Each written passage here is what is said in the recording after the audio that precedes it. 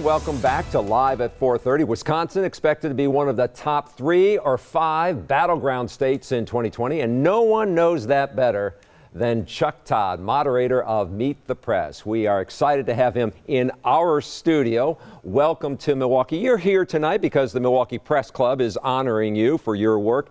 You're winning the Sacred Cat Award. Have you figured out what that is? I'm a little nervous to find out about what that is. I still hope this is a good award. I'm going to find out. Is it a black cat that's coming? I'll find out in a little bit. Well, welcome here. So let's talk about Wisconsin. I imagine Wisconsin's going to be your home away from home in 2020. I have a colleague, Mark Murray, who I think you know a little bit at first read. He is of the... If he's on a desert island, he'd only want the results of one state. He thinks Wisconsin is the state, the most important bellwether. I'm with you. I'll keep it in the 3 to 5 category for sure. I think we're going to be here. I think you could tell it's such a focus of the Democratic Party when pretty much every major Democratic candidate that is announced has found themselves in Milwaukee early. Already. You know, not treating it like a general election state, but treating it as if it's almost as important as Iowa.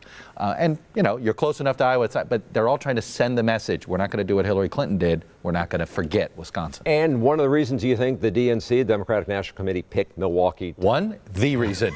I mean, Tom Perez has all but said that, the chairman of the DNC. It is the reason. They look at this the way, if you recall, when the Democrats picked Denver in 2008, it is a marker. They believed then that path to the presidency went through a new state like Colorado. Well, this time they want to make sure they tell every single Democratic donor and every Democratic activist they're not going to let Wisconsin, Michigan, and Pennsylvania get overlooked. So I'm glad you're out here, and I know you like to get out of Washington. Because when you watch what's happening in Washington, you hear Trump, Trump, Trump 24/7. You hear the Mueller report. You hear impeachment. You hear all this other stuff.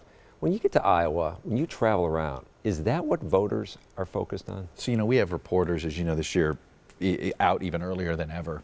And we've got somebody on every one of the presidential campaigns. And so I asked all my reporters that we have out in the last month, just in the last month, how many questions from voters, not reporters, have the candidates gotten on Mueller or impeachment or Russia? 1. There was some 70 events, 1 question. It was a question of Kamala Harris in South Carolina. The point being, you're absolutely right. Outside, look, you have a lot of people asking about health care, a lot asking about climate change, a lot of folks upset about the anxiety, okay? But they're not sitting here and certainly frustrated by what you just said. God, it's constant. Are you guys ever going to get anything done there? But it is not. And I think that, frankly, is what's feeding the Democratic Party's dilemma on Capitol Hill of what to do about this. I think they're both angry at being stonewalled and at the same time realize it's politically shaky. And the White House looks at it and says, yeah, bring it on, because we know it doesn't play well. Well, politics isn't just your game. You know a little bit about some other things as well. Green Bay Packers, you're a big fan. I am. It's my way, I hope, of appeasing the red and the blue here in Wisconsin. Here, I love my green and gold. And are you excited about our Milwaukee Bucks and this guy named Giannis Antetokounmpo? Well, you know, in D.C., my son and I, we don't have playoff basketball. I don't know if you've heard of it. Or will you have playoff baseball? I think the Nats just got swept. Yes. Swept here.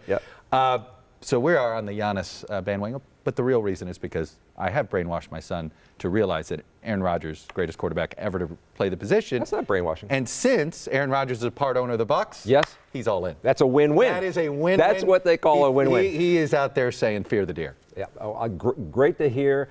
Glad to have you in Milwaukee. I know we're going to see more of you, so thank you for making time for us. Thanks.